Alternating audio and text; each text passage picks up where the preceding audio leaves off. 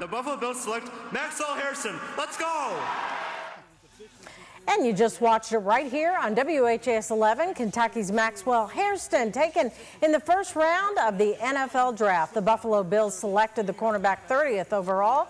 Sarandon Raboyne will join us a little later with reaction and analysis.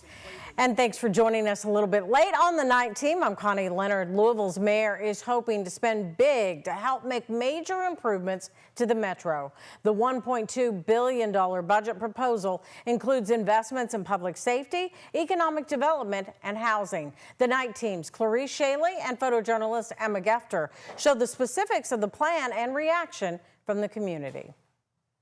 Everyone wants to be in a city that is safe, alive with new opportunities, and helping its residents succeed. Mayor Craig Greenberg's take on 3 points in his budget proposal for the next fiscal year. Speaking to Metro Council members, emergency responders, and nonprofits, Mayor Greenberg lays out 3 focus areas: public safety, housing, and economic development. Every person in Louisville should feel safe and be safe in every neighborhood in our city. With homicides down by 30%, Greenberg wants to keep the momentum going, proposing increasing staffing for LMPD and investing in upgraded equipment to deter and catch criminals. He also points to the fire department and building a new station for the first time in 15 years. This means a lot. You know, our firefighters spend 1/3 of their lives at the fire station. This replacement of Engine 23 at Kenwood Drive would provide the amenities to allow female firefighters to work there. It has one large open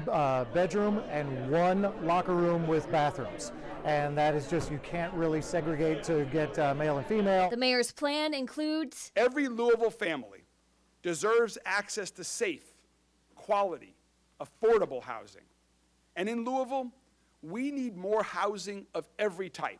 He also wants to invest in organizations that provide shelter to the unhoused. Greenberg proposes ways to bring economic development across the metro by investing in Simmons College's STEM program for community investment in the West End, attract businesses and restaurants to the South End, and making infrastructure improvements to roads and alleys in the East End. Metro Council members from both parties say they look forward to diving deeper into the specifics of the budget proposal, while some say the investment in their districts is well overdue. Others question why certain areas were targeted for certain improvements.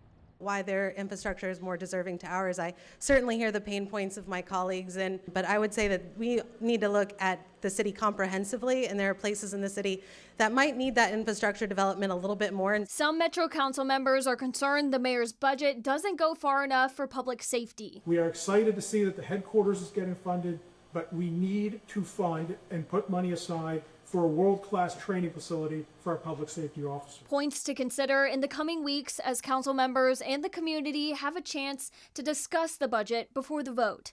In downtown Louisville, Clarice Shaley, WHAS 11 Night Team, on your side.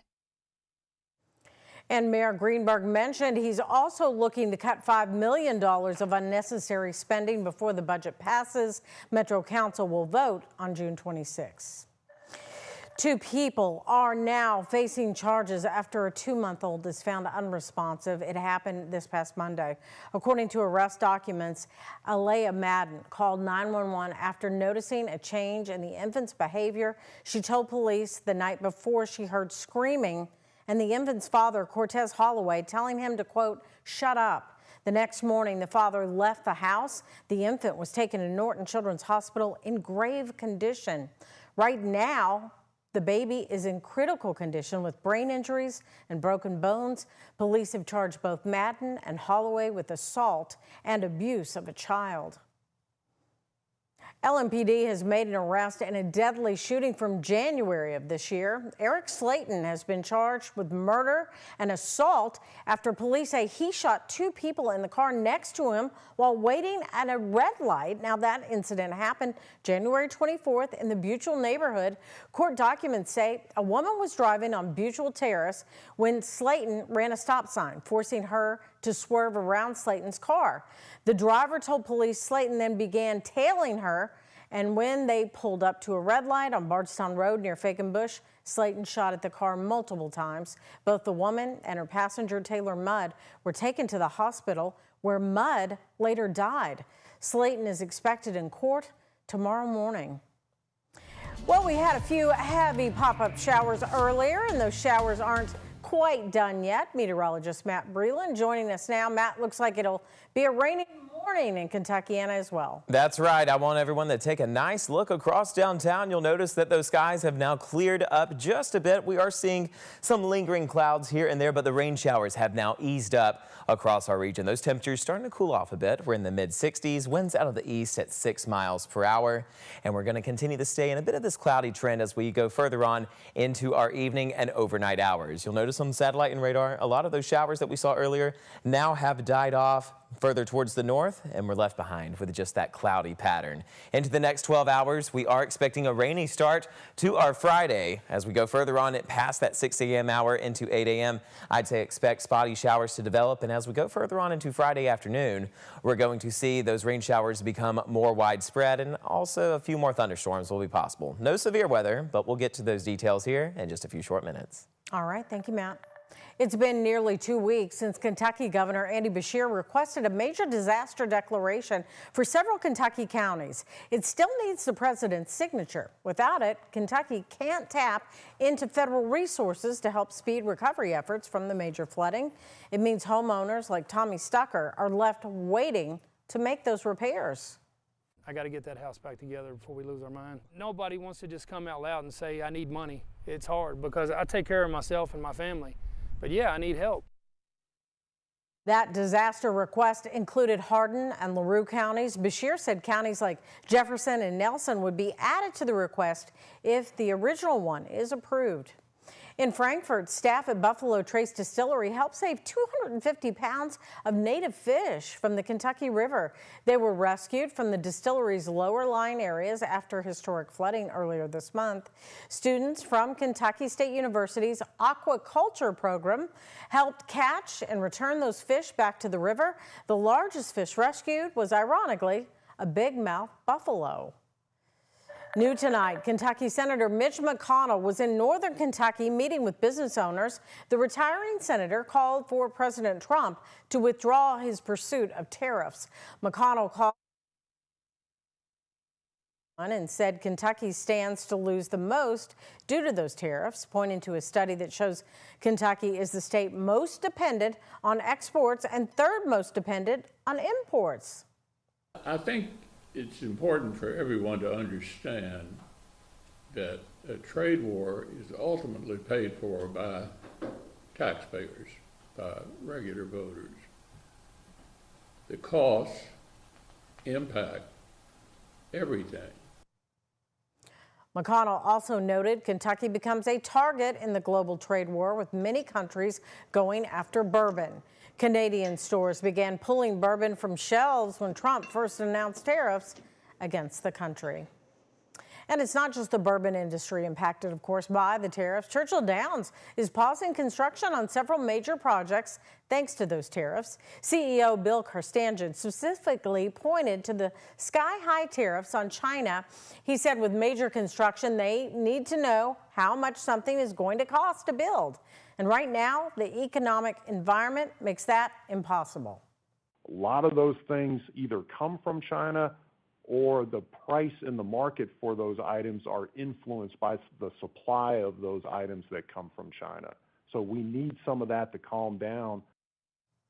Today, Mayor Craig Greenberg called Churchill Downs' situation unfortunate, saying the tariffs and other economic factors forced the track into the decision to temporarily stop construction. He says he's hopeful this project will still happen at some point.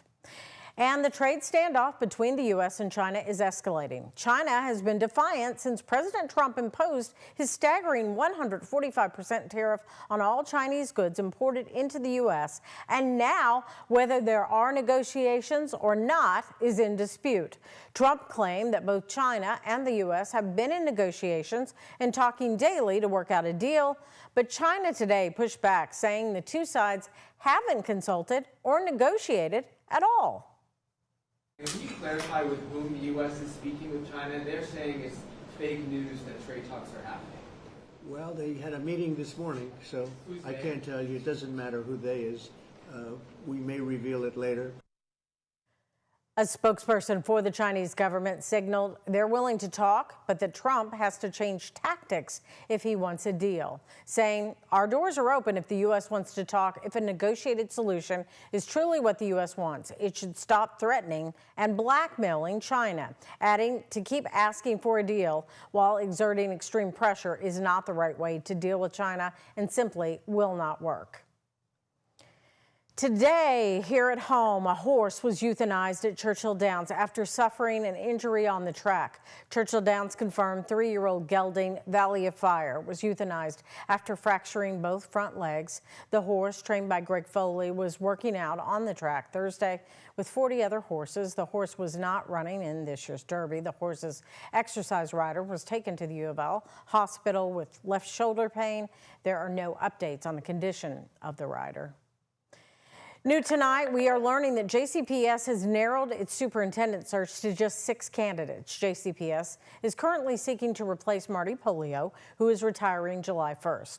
Tonight, the Board of Education convened for a special meeting to review several candidates. Many eyes are on this search, including Republican state lawmakers. And during this year's legislative session, lawmakers filed bills that would have direct impacts on JCPS. One to allow incorporated cities to form their own school districts. Another to pave the way for Kentucky's Department of Education to take over individual underperforming schools. Neither passed. However, Senate President Robert Stivers says the state legislature will keep a close eye on the progress made by JCPS under the new superintendent.